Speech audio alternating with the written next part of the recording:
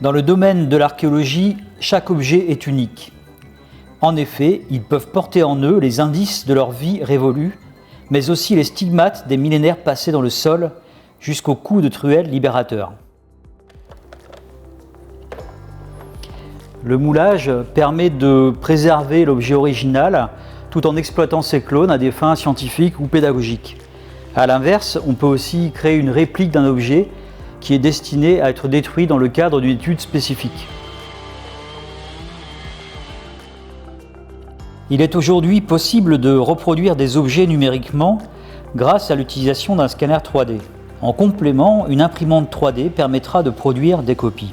Mais nous n'abordons ici que la duplication par des méthodes de moulage traditionnelles. Un moulage comprend généralement deux étapes principales.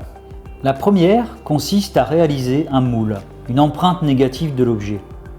La deuxième étape consiste à effectuer un tirage, c'est-à-dire à produire une réplique en résine ou en plâtre de l'élément original. Nous allons vous présenter le type de moulage le plus fréquent et le plus facile à réaliser pour répliquer en entier la plupart des objets de forme simple, le moulage en bateau. Concrètement, voyons comment mouler un os comme celui-ci. Nous devons tout d'abord masquer la moitié de l'objet en l'insérant dans une galette de plastiline, une sorte de pâte à modeler.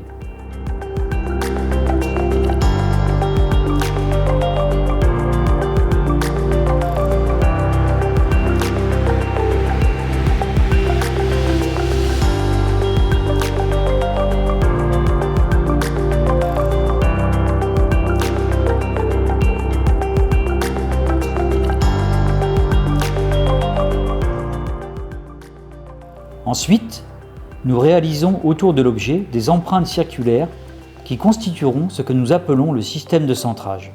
Ce dispositif permettra d'ajuster parfaitement les deux parties du moule lorsque nous devrons effectuer le tirage. Voilà, maintenant nous allons pouvoir réaliser notre premier bateau. Pour cela, entourez votre objet et la galette d'un mur de plastiline qui formera une sorte de boîte destinée à recevoir la première coulée de silicone. Vos murs doivent dépasser l'objet d'au moins 1 cm. La pression du silicone pouvant être forte, nous avons l'habitude de réaliser des contreforts tout autour de notre bateau. Voilà, sachez que plus votre bateau sera grand, plus la pression sera forte sur les parois et donc plus il y aura un risque de rupture. Avant de couler votre première membrane de silicone, veillez à appliquer du démoulant, comme de la vaseline, sur la plastiline mais surtout sur l'objet afin d'éviter que le silicone n'adhère trop fortement. Voilà, maintenant nous allons pouvoir couler notre première membrane de silicone. Après avoir mélangé la bonne quantité de silicone à du catalyseur, remplissez votre bateau de ce mélange jusqu'à ce que l'objet soit largement recouvert.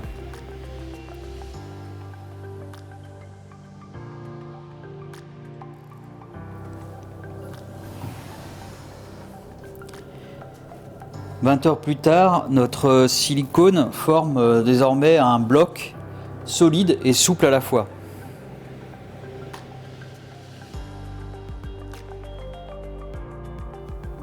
Il ne vous reste plus maintenant qu'à démonter vos protections en plastiline, renforts et murs.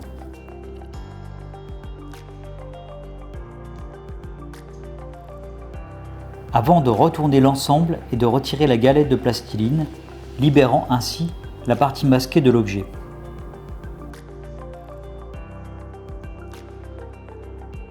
Maintenant, nous allons pouvoir préparer la coulée de la deuxième membrane silicone qui va venir couvrir la partie de l'objet qui était masquée précédemment par la plastiline. Le principe est le même que pour la première coulée. Il faut commencer par remonter les murs de plastiline dans leur position d'origine et de les renforcer par la pose de renforts latéraux.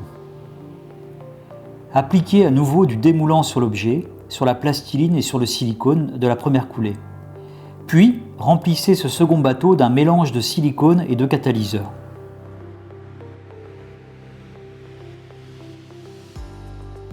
20 heures plus tard, vous pouvez enlever les éléments en plastiline et ouvrir votre moule pour en sortir délicatement l'objet.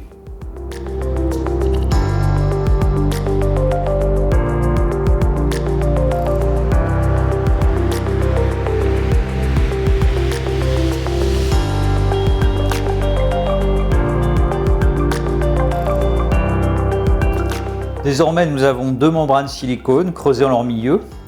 Et si nous ajustons ces deux membranes grâce au système de centrage, nous pouvons imaginer que dans ce bloc, il y a un creux qui a l'exacte forme de l'objet que nous avons moulé.